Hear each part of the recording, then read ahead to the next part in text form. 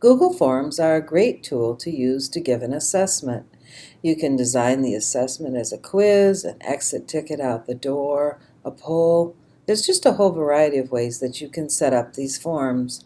To create one, you'll need to be in your Google Drive and click on the big red New button. You'll have to mouse over More to find Google Forms.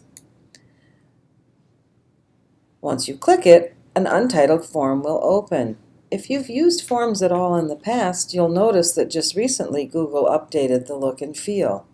If it's one of the very first times that you've opened a new form, under these three dots on the far right, you'll find Take a Tour. So let's go through the tour together. Adding questions happens with the plus sign on the far right of the screen. There are additional editing tools for text size, adding images, adding a YouTube video, and adding sections between your questions. So those options are all on the right side of the screen in that block. Up at the top of the screen, you'll find the place where you can change the look and feel or the theme of your form.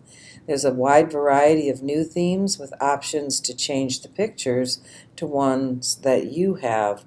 So it's really very cool how you can personalize the forms now. The settings gear will allow you to set some more options on your form.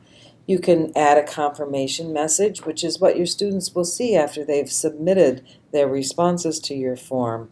You could send them to a website, thank them for taking the assessment, give them any kind of prompt or directions that you want to.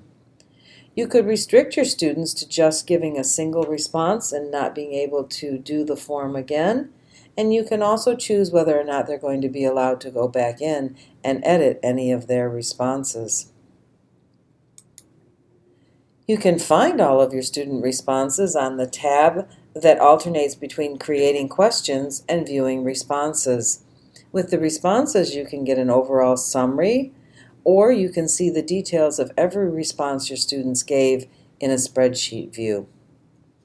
So now that we've seen a quick overview of Google Forms, it's time to continue with you creating your own form.